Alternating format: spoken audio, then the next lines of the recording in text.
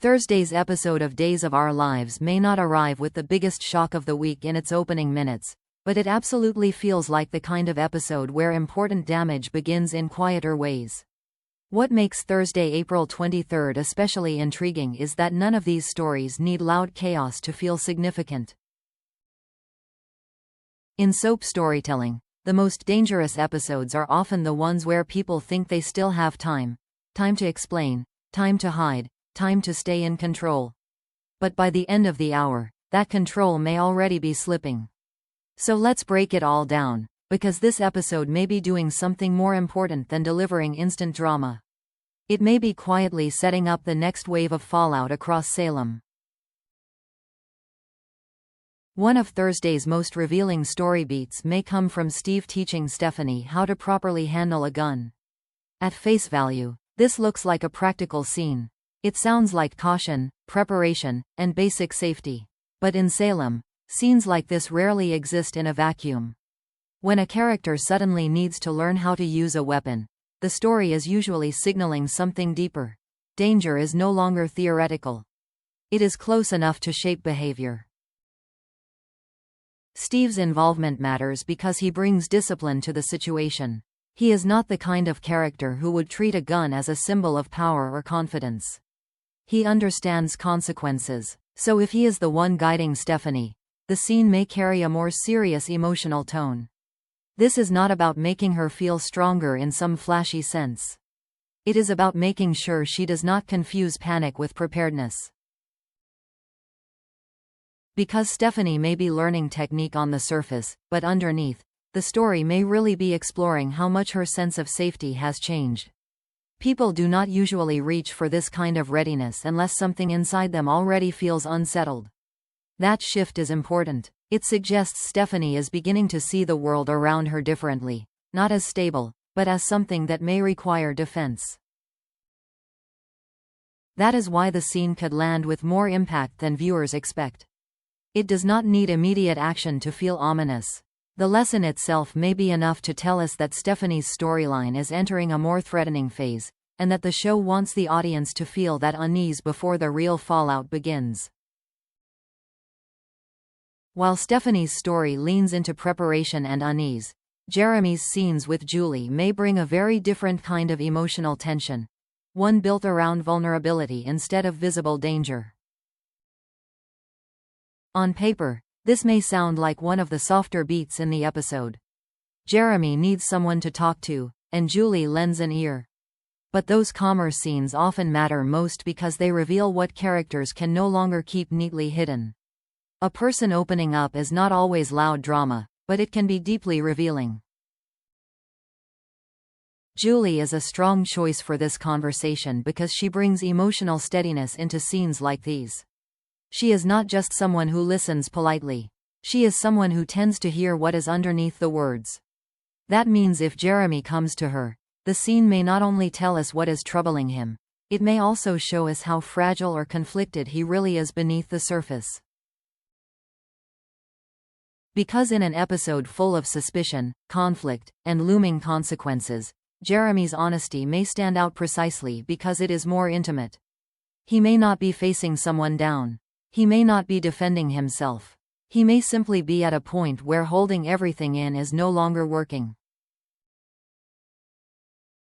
There is also a good chance the emotional power of the scene will come from what Jeremy struggles to say clearly.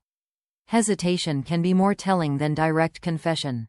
A character pausing, circling the point, or revealing only part of the truth often gives the audience a stronger sense of inner pressure than a clean explanation ever could.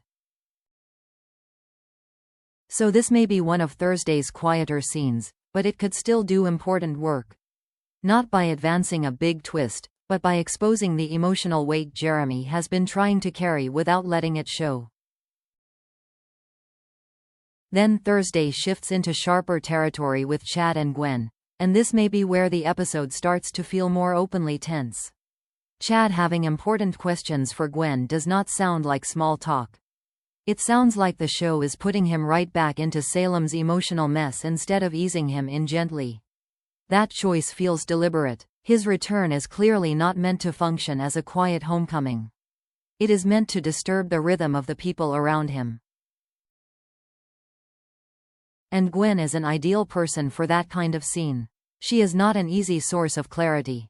Gwen rarely gives straightforward energy, even when she is being honest.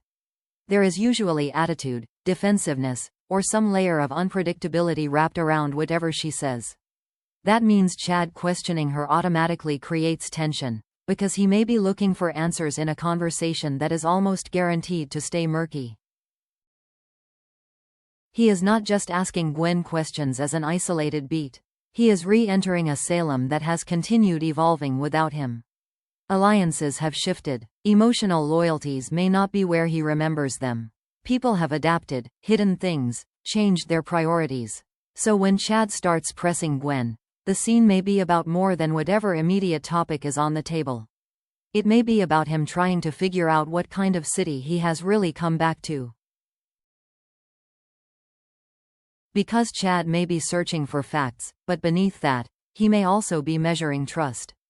Who is still credible? Who is playing games? Who knows more than they admit? And Gwen, of all people, is likely to make those questions harder rather than easier. So this scene may work not because it delivers neat answers, but because it deepens the discomfort already surrounding Chad's return. If that happens, Thursday will make one thing clear. Chad is not back just to rejoin Salem. He is back to unsettle it. As Thursday moves forward, Leo's attempt to reconnect with Javi may bring a very different kind of tension. Less threatening on the surface, but emotionally messy in a way that could still sting. At first glance, this feels like classic Leo. He is bold, persistent, and rarely afraid to push his way back into a situation if he thinks there is even the slightest opening. That can make his scenes entertaining, especially because Leo often masks discomfort with attitude. But the more interesting layer here is not the confidence he projects. It is the emotional need underneath it. When someone keeps circling back after a relationship has already shifted, it is usually not because they are fully in control of the situation. It is because they are resisting what the situation is telling them. And that may be exactly where Leo is on Thursday. He is not behaving like someone who has accepted the ending. He is behaving like someone still looking for proof that the ending is not final. Leo reaching out to Javi may seem simple on paper, but emotionally, it suggests he still needs access, attention, or some sign that he has not been completely pushed aside. Even the act of trying again can reveal a lot. It tells the audience that this is still active inside him, still unresolved, still painful enough that he cannot quite leave it alone. If Javi rejects him, Leo may be forced to face the humiliation he has been trying to outrun. But if Javi gives him even a little warmth, that may be just enough to keep Leo emotionally hooked and pushing for more. In other words, neither outcome is truly safe, because the instability is not just in the answer Leo gets. It is in the hope he is bringing into the moment. The show may play some of it with humor, because Leo naturally brings that energy. But underneath, this may be a story about denial wearing the clothes of confidence. About wounded pride disguising itself as persistence. And about the very human impulse to reach back one more time, not because it is wise, but because letting go still hurts too much. Then we get to EJ, and this may be where Thursday's tension takes its sharpest turn. The spoilers say EJ is about to be blindsided, and that wording immediately makes the storyline feel important. Not just because something unexpected is coming, but because EJ is one of the worst possible characters to be caught off guard. He is used to controlling the room, reading people quickly, and staying several steps ahead. When a man like that loses the advantage, the shock itself is only part of the drama. The bigger issue is what that shock unlocks in him afterward.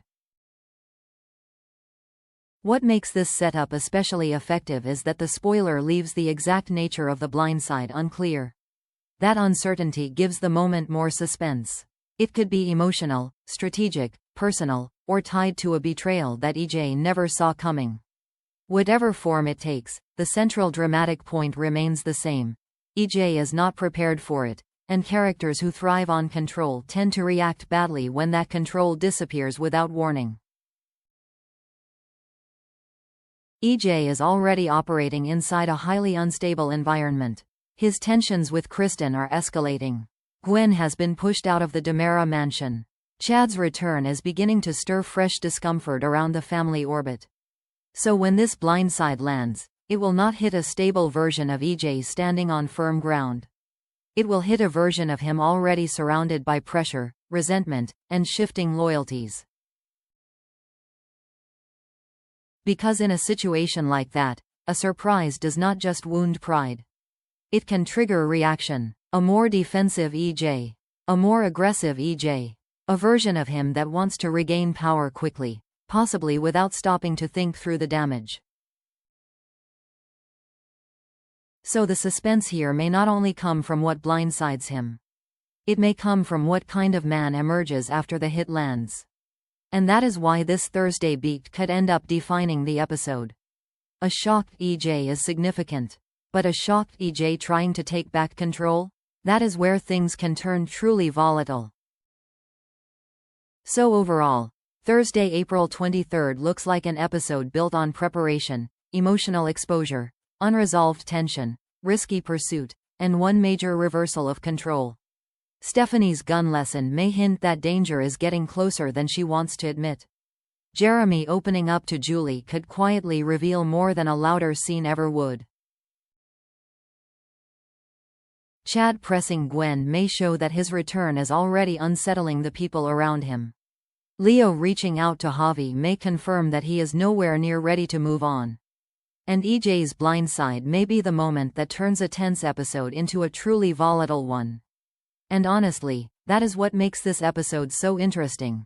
It is not just about what happens. It is about what each scene suggests is coming next.